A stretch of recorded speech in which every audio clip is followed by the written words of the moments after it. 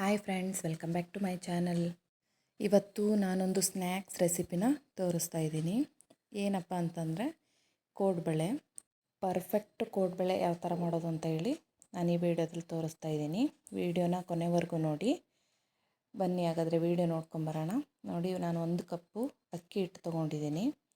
ಚೆನ್ನಾಗಿ ಜರಡಿ ಇಟ್ಕೋಬೇಕು. ಮತ್ತು 1/2 ಕಪ್ಪು ಮೈದಾ ತೊಗೊಂಡಿದ್ದೀನಿ. ಇವಾಗ ಒಂದು ಮಿಕ್ಸಿ ಜಾರ್ ತೊಗೊಂಡಿದ್ದೀನಿ. ಅದಕ್ಕೆ 1/2 ಕಪ್ಪಷ್ಟು ಹುರ್ಗಡ್ಲೆ ತೊಗೊಂಡಿದ್ದೀನಿ. ಅದನ್ನು ಚೆನ್ನಾಗಿ ಗ್ರೈಂಡ್ ಮಾಡ್ಕೋಬೇಕು. ಗ್ರೈಂಡ್ ಮಾಡ್ಕೊಂಡಿರೋ ಹುರ್ಗಡ್ಲೆಗೆ ನೋಡಿ ಕರಿಬೇವು ಸೊಪ್ಪು ಹಾಕ್ಕೊತಾ ಇದ್ದೀನಿ. ಸ್ವಲ್ಪ ಅಂದರೆ ತೊಳೆದಿಟ್ಕೊಂಡಿರೋ ಅಂಥದ್ದು ಹಾಕ್ಕೊಂಡಿದ್ದೀನಿ. ಮತ್ತು ಒಣ ಕೊಬ್ಬರಿನ ತುರಿದಿಟ್ಕೊಂಡಿದ್ದೆ. ಅದು ಚಿಕ್ಕ ಟೀ ಸ್ಪೂನಲ್ಲಿ 1 ಸ್ಪೂನ್ ಹಾಕ್ಕೊಂಡ್ರು ನಡೆಯುತ್ತೆ.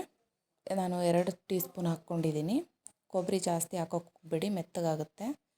ನೋಡಿ, ಖಾರದ ಪುಡಿ ನಿಮಗೆ ಎಷ್ಟು ಬೇಕೋ ಅಷ್ಟು ಹಾಕ್ಕೋಬೇಕಾಗತ್ತೆ. ಯಾಕಂದರೆ ಮನೇಲಿ ಚಿಕ್ಕ ಮಕ್ಕಳಿದ್ದರೆ ಖಾರ ಕಮ್ಮಿ ತಿಂತಾರೆ. ಉಪ್ಪು ಎಷ್ಟು ಬೇಕೋ ಅಷ್ಟು ಉಪ್ಪು ಹಾಕ್ಕೊಳ್ಳಿ. ಮತ್ತು ಸ್ವಲ್ಪ ಹಿಂಗೆ ಹಾಕ್ಕೊಂಡು ಚೆನ್ನಾಗಿ ರುಬ್ಕೋಬೇಕು.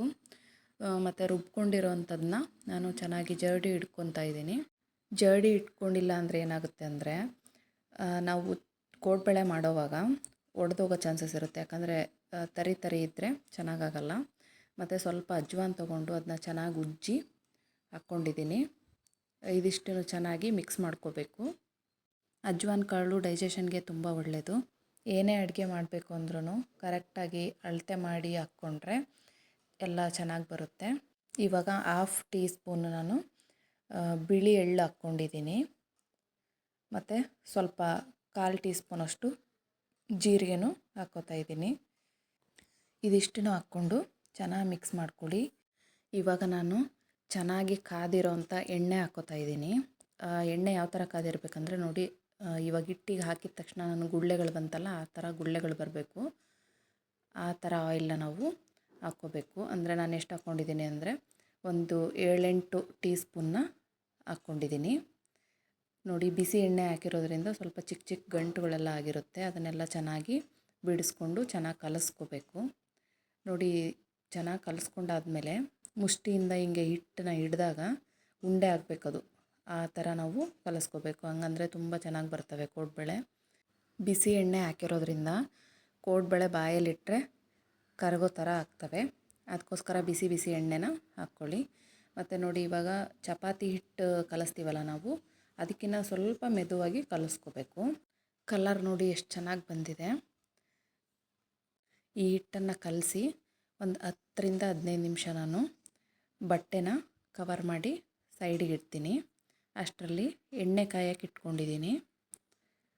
ನೋಡಿ, ಒಂದು 10-15 ನಿಮಿಷ ನೆನೆಯೋಕೆ ಬಿಟ್ಟಿದ್ದೆ. ಅದಾದಮೇಲೆ ಚೆನ್ನಾಗಿ ನಾದ್ಕೋಬೇಕು. ನಾದ್ಕೊಂಡಾದಮೇಲೆ ಒಂದು ತಟ್ಟೆಯಲ್ಲಿ ಚೆನ್ನಾಗಿ ಈ ಥರ ಉಜ್ಜಿಕೊಂಡು ನಿಮಗೆ ಯಾವ ಸೈಜಲ್ಲಿ ಬೇಕೋ ಆ ಥರ ಕೋಡ್ಬಳೆ ಮಾಡ್ಕೋಬೋದು. ಚಿಕ್ಕದು ಬೇಕಾದರೆ ಚಿಕ್ಕ ಕೋಡ್ಬಳೆ ಮಾಡ್ಕೋಬೋದು, ದೊಡ್ಡದು ಮಾಡ್ಕೋಬೋದು. ಮತ್ತು ಅದರಲ್ಲೇ ಡಿಸೈನ್ ಬೇಕಾದ್ರೂ ನಾವು ಮಾಡ್ಕೋಬೋದು. ನೋಡಿ, ನಾನು ಈ ಥರ ಉಜ್ಜಿದ್ರೂ ಯಾವುದೇ ಒಡಕು ಥರ ಬಂದಿಲ್ಲ. ನೀಟಾಗಿ ಕಲಿಸ್ಕೋಬೇಕು. ಮತ್ತು ಅಳತೆ ಕರೆಕ್ಟಾಗಿದ್ದರೆ ಕೋಡ್ಬಳೆನೂ ತುಂಬ ಪರ್ಫೆಕ್ಟಾಗಿ ಬರುತ್ತೆ. ಮಕ್ಕಳಿರೋರ ಮನೇಲಂತೂ ಏನಾದರೂ ಸ್ನ್ಯಾಕ್ಸು ಬೇಕೇ ಬೇಕಾಗುತ್ತೆ.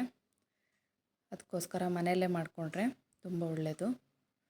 ನೋಡಿ, ನಾನು ಈ ಥರ 2 ಸುತ್ತು ಸುತ್ತಿದ್ದೀನಿ.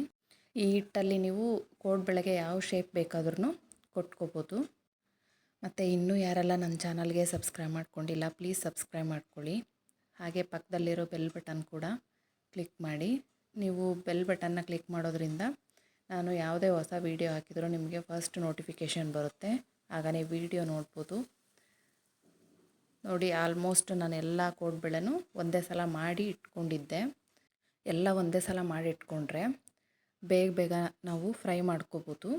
1 ಕಪ್ ಅಕ್ಕಿ ಹಿಟ್ಟು ಮತ್ತು 1/2 ಕಪ್ ಮೈದಾ ಹಿಟ್ಟಲ್ಲಿ ಎಷ್ಟೊಂದು ಕೋಡ್ಬಳೆ ಆಗಿದ್ದಾವೆ ನೋಡಿ.